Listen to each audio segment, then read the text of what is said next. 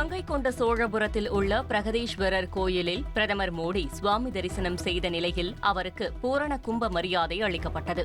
பிரகதீஸ்வரர் ஆலயத்திற்கு தமிழர்களின் பாரம்பரிய வேட்டி சட்டை அணிந்து வந்த பிரதமர் பெருவுடையாருக்கு தீபாராதனை காண்பித்து மனமுருகி வழிபட்டார்.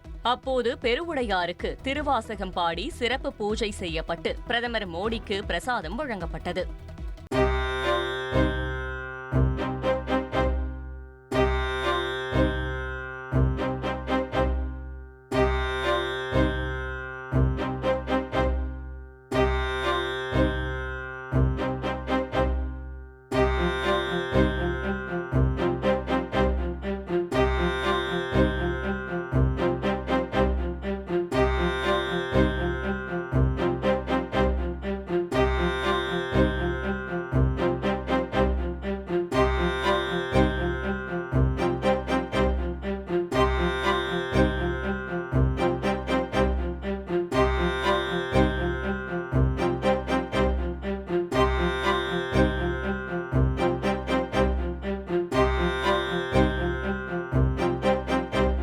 முன்னதாக சைவ சித்தாந்தமும் சோழர் கோயில் கலைகளும் என்ற தலைப்பில் அமைக்கப்பட்ட கண்காட்சியை பார்வையிட்ட பிரதமர் தமிழர்களின் சிற்பக்கலை மற்றும் சோழர் கால கற்றளி கட்டுமானங்கள், சோழர்களின் பெருமைகள் குறித்து கேட்டறிந்தார்.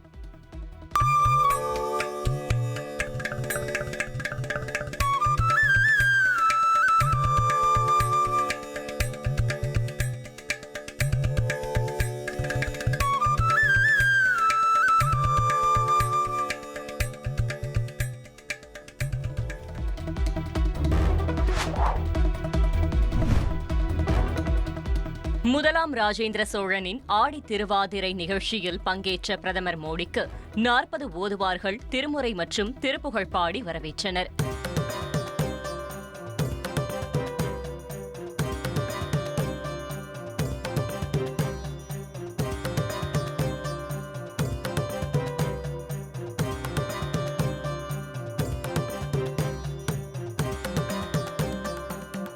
தொடர்ந்து நான் கடவுள் படத்தில் இடம்பெற்றுள்ள ஓம் சிவ ஓம் பாடலுடன் இளையராஜாவின் இசை நிகழ்ச்சி நடைபெற்றது. அதனை மெய்மறந்து தாளமிட்டு ரசித்த பிரதமர் மோடி இளையராஜாவுக்கு எழுந்து நின்று பாராட்டு தெரிவித்தார்.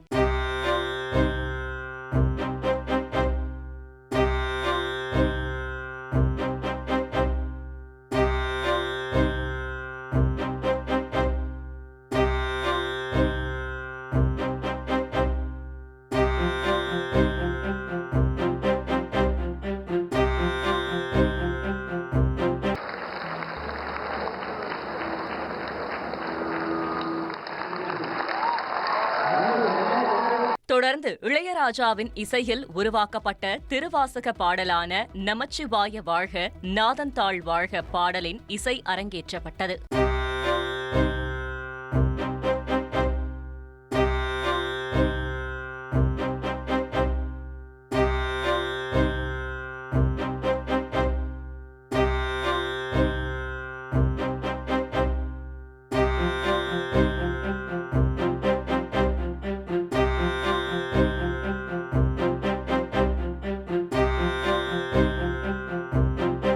அதேபோல் திருவாசகத்தின் மற்றொரு பாடலும் புதிய இசையுடன் அரங்கேற்றப்பட்ட நிலையில் இளையராஜா அதற்கான விளக்கத்தையும் அளித்து சிம்போனியை நிறைவு செய்தார்.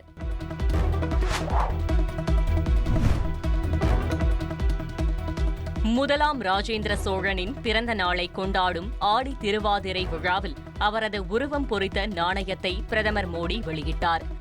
மாண்புமிகு பாரத பிரதமர் நரேந்திர மோடி அவர்களின் பொற்கரங்களால் இந்த நாணயம் இப்பொழுது வெளியிடப்பட இருக்கின்றது.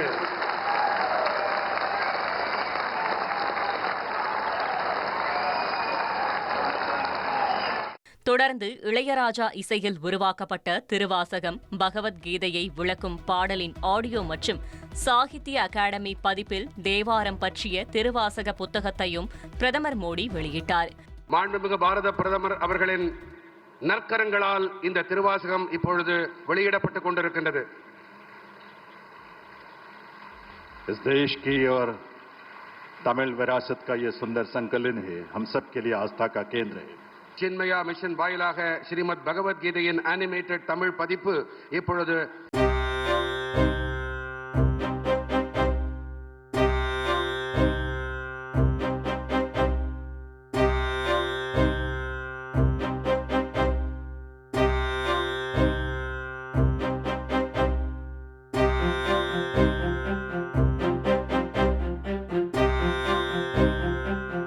முன்னதாக நிகழ்ச்சியில் பேசிய மத்திய அமைச்சர் எல் முருகன், தமிழ் கலாச்சாரம், பாரம்பரியத்தை உலகம் முழுக்க கொண்டு சென்றவர் பிரதமர் மோடி என்றும், நாடாளுமன்றத்தில் செங்கோலை வைத்த பெருமைக்கு உரியவர் என்றும் புகழாரம் சூட்டினார்.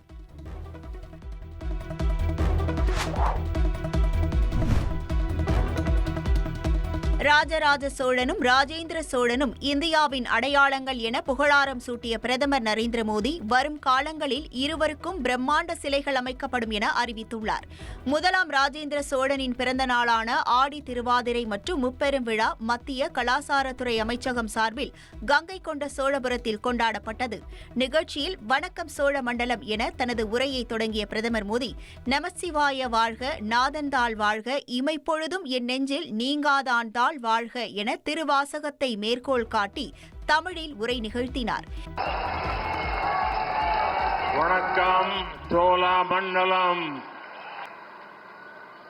நம சிவாய் வாழ்தா நாதன் தாள் வாழ்தா, இமை பொழுதம் ஏன நெஞ்சில் நீங்காதான் தாழ் வாழ்தா. இளையராஜாவின் பக்தி இசையால் இந்த மண்டபம் பரவசம் அடைந்ததாக குறிப்பிட்ட பிரதமர், சிவனின் தரிசனமும் இளையராஜாவின் இசையும் தன் ஆத்மாவை ஆனந்தத்தில் ஆழ்த்திவிட்டதாக பெருமிதம் தெரிவித்தார். பாரத நாட்டின் வளர்ச்சிக்காக தன் வேண்டுதலை சிவனிடம் முன்வைத்ததாக குறிப்பிட்ட பிரதமர் மோடி, 1000 ஆண்டுகளை நிறைவு செய்த பிரகதீஸ்வரர் ஆலயத்தில் இறைவனை தரிசித்த பெரும் பேறு தனக்கு கிடைத்ததாகவும், கங்கை கொண்ட சோழபுரம் குறித்த கண்காட்சியை கண்டு வியப்படைந்ததாகவும், தமிழ் மொழியில் பகவத்கீதையின் இசை தொகுப்பை வெளியிடும் பாக்கியத்தால் தான் மிகுந்த மகிழ்ச்சியடைந்ததாகவும் தெரிவித்தார். சோழ அரசர்களின் அரசியல், வணிக தொடர்பு மாலத்தீவு துவங்கி கிழக்கு ஆசிய நாடுகள் வரை பரவி இருந்ததாக சுட்டிக்காட்டிய பிரதமர், சோழர்களின் சாதனைகள் இந்தியாவின் பலத்திற்கு எடுத்துக்காட்டு எனவும், சோழர்களின் காலகட்டம் இந்தியர்களின் பொற்காலம் எனவும் புகழாரம் சூட்டினார். ஜனநாயகத்தின் பிறப்பிடமாய் சோழர்களின் குடவோலை முறை திகழ்ந்ததாகவும், பிரிட்டனுக்கு முன்பே ஜனநாயகத்தின் முன்னோடி சோழராட்சி எனவும் குறிப்பிட்ட பிரதமர், நீர் மேலாண்மையில் சோழர்கள் ஆதிக்கம் செலுத்தியதாகவும், கங்கையிலிருந்து நீரை கொண்டு வந்து பொன்னேரியை உருவாக்கியவர் ராஜேந்திர சோழன் எனவும் தெரிவித்தார். கங்கை கொண்ட சோழபுரம் கட்டடவியலின் அதிசயம் என குறிப்பிட்ட அவர், காவிரி மண்ணில் கங்கைக்கு திருவிழா எடுத்தவர் ராஜேந்திர சோழன் என்றும், மீண்டும் ஒருமுறை கங்கையிலிருந்து புனித நீரை கொண்டு வந்ததில் தனக்கு மட்டற்ற மகிழ்ச்சி எனவும் தெரிவித்தார். நாடாளுமன்றத்தில் செங்கோல் வைக்கப்பட்டதை சுட்டிக்காட்டிய பிரதமர், அதனை தன் சிந்தையில் நினைத்தாலும் பெருமிதத்தில் நெஞ்சம் பொங்கும் என்றும், சிதம்பர நடராஜனின் ஆனந்த தாண்டவம் டெல்லியின் பாரத் மண்டபத்திற்கு அழகு சேர்ப்பதாக கூறினார். செம்மொழி தமிழின் மகத்துவமும் இலக்கியமும் புதிய யுகத்திற்கு பாதை வகுத்துள்ளதாக கூறிய பிரதமர், அன்பே சிவம் என்ற திருமூலரின் சித்தாந்தத்தை கடைபிடித்தால் உலகின் பெரும் பிரச்சினைகள் தீர்ந்துவிடும் என்றும், இன்றைய இந்தியா வளர்ச்சியும் மரபும் என்ற பாதையை நோக்கி பயணித்து வருவதாக தெரிவித்தார். அந்நிய நாட்டினரால் களவாடப்பட்ட நம் தேசத்தின் கலை சின்னங்கள் மீட்கப்பட்டுள்ளதாக கூறிய பிரதமர் மோடி, 2014ஆம் ஆண்டுக்கு பின் 600க்கும் மேற்பட்ட கலை சின்னங்கள் இந்தியாவுக்கு திரும்ப கொண்டுவரப்பட்டதாக தெரிவித்தார். மேலும் நிலவின் தென் துருவத்தில் தரையிறங்கிய இடத்திற்கு சிவசக்தி புள்ளி என பெயரிட்டதன் மூலம் பூமியை தாண்டி சிவனின் பெயர் புகழ்பெற்றுள்ளதாக பிரதமர் பெருமிதம் தெரிவித்தார். இன்றைய இந்தியா நமது பாதுகாப்பை அனைத்தையும் விட பலமாக கருதுவதாகவும், ரோட் ஷோவில் அனைவரின் மந்திர ஒளியாக ஆபரேஷன் சிந்தூர் ஒலித்ததாக குறிப்பிட்டார். தந்தைக்கு மிஞ்சிய தனையன் இருக்கக்கூடாது என்பதற்காக கங்கை கொண்ட சோழபுரத்தின் உயரத்தை ராஜேந்திர சோழன் குறைத்ததாக குறிப்பிட்ட பிரதமர், வருங்காலங்களில் இருவருக்கும் பிரம்மாண்ட சிலைகள் வைக்கப்படும் என அறிவித்தார்.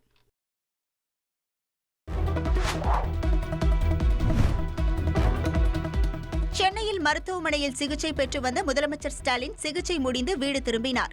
முதலமைச்சர் ஸ்டாலின் கடந்த 21ஆம் தேதி லேசான தலை சுற்றல் காரணமாக சென்னை கிரீம் சாலையில் உள்ள அப்போலோ மருத்துவமனையில் அனுமதிக்கப்பட்டார். அங்கு அவருக்கு தேவையான சிகிச்சை அளிக்கப்பட்ட நிலையில் மருத்துவமனையில் இருந்தபடியே அலுவல் மற்றும் கட்சி பணிகளை மேற்கொண்டார். இந்த நிலையில் முதலமைச்சர் ஸ்டாலின் டிஸ்சார்ஜ் செய்யப்பட்டார்.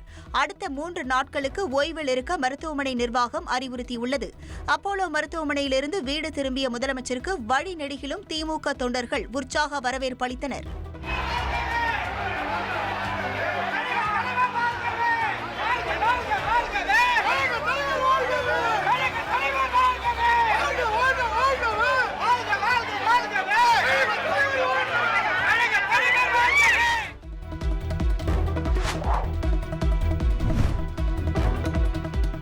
உத்தரகண்ட் மாநிலம் ஹரித்வாரில் அமைந்துள்ள மான்சா தேவி கோயிலில் ஏற்பட்ட கூட்ட நெரிசலில் சிக்கி 6 பேர் உயிரிழந்தனர். மான்சா தேவி கோயிலில் சிறப்பு பூஜையை முன்னிட்டு காலை முதலே பக்தர்கள் அதிக அளவில் திரண்டு வழிபாடு நடத்தினர். இந்நிலையில் மின்சார கம்பி உடைந்து விழுந்ததாக ஒருவர் வதந்தி பரப்பியதை அடுத்து கூட்ட நெரிசல் ஏற்பட்டதாக மாவட்ட நிர்வாகம் தெரிவித்துள்ளது. இதில் 6 பேர் உயிரிழந்த நிலையில் காயமடைந்த 35 பேர் மருத்துவமனையில் அனுமதிக்கப்பட்டுள்ளனர். இதனிடையே உள்ளூர் போலீசாருடன் பேரிடர் மீட்பு படையினர் மீட்பு பணியில் ஈடுபட்டதாக உத்தரகாண்ட் முதல்வர் புஷ்கர் சிங் தாமி தெரிவித்தார்.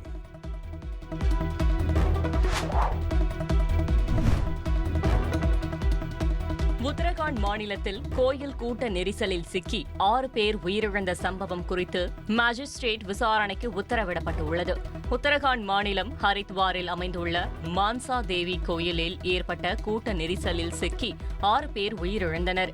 இச்சம்பவம் குறித்து மாஜிஸ்ட்ரேட் விசாரணைக்கு உத்தரகாண்ட் முதல்வர் புஷ்கர் சிங் தாமி உத்தரவிட்டுள்ளார். மேலும் சம்பவத்தில் உயிரிழந்தவர்களின் குடும்பத்தினருக்கு தலா 2 லட்சம் ரூபாயும் காயமடைந்தவர்களுக்கு தலா 50,000 ரூபாய் வழங்கப்படும் என்றும் அவர் அறிவித்துள்ளார்.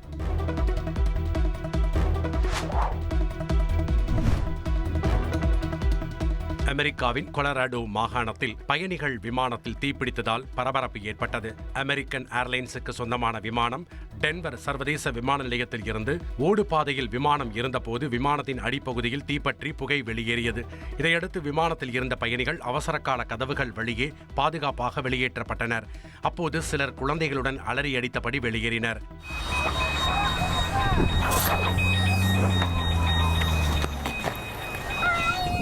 You okay? No, he's not.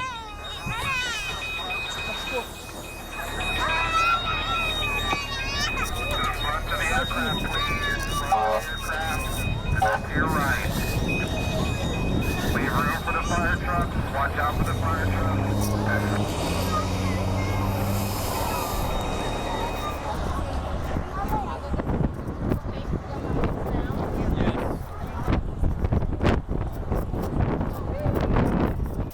இச்சம்பவத்தில் 5 பேர் காயமடைந்ததாகவும் ஒருவர் மருத்துவமனையில் சிகிச்சைக்காக அனுமதிக்கப்பட்டதாகவும் டென்வர் விமான நிலையம் தரப்பில் தெரிவிக்கப்பட்டுள்ளது.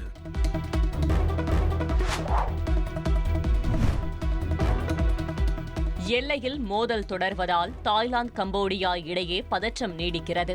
எல்லை பிரச்சினை காரணமாக இரு நாட்டு ராணுவத்தினரும் துப்பாக்கிச் சூடு மற்றும் ராக்கெட் தாக்குதல் நடத்தி வருகின்றனர். இந்நிலையில் கம்போடியா ராணுவத்தினர் மீண்டும் தாக்குதல் நடத்தியதாக தாய்லாந்து ராணுவம் குற்றம் சாட்டியுள்ளது. கம்போடியா ராணுவமும் தாய்லாந்து ராணுவம் மீது பரஸ்பரம் குற்றம் சாட்டி இருக்கிறது. இரு நாட்டு மோதலில் 30க்கும் மேற்பட்டோர் உயிரிழந்த நிலையில் 1 லட்சத்திற்கும் மேற்பட்டோர் எல்லைப் பகுதியை விட்டு வேறு இடத்திற்கு சென்றுள்ளனர்.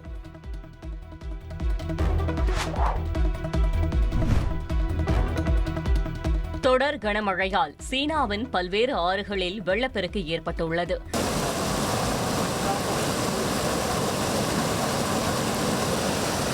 கடந்த சில நாட்களாக சீனாவின் பல்வேறு மாகாணங்களில் கனமழை கொட்டி தீர்த்து வருகிறது. இதனால் ஆறுகளில் வெள்ளம் கரைபுரண்டு ஓடி வருகிறது. பெய்ஜிங், ஹேபே, ஷாங்ஸி என பல்வேறு மாகாணங்களில் மொத்தம் 17 ஆறுகளில் வெள்ளப்பெருக்கு ஏற்பட்டிருப்பதாக அந்நாட்டு அதிகாரிகள் கூறியுள்ளனர்.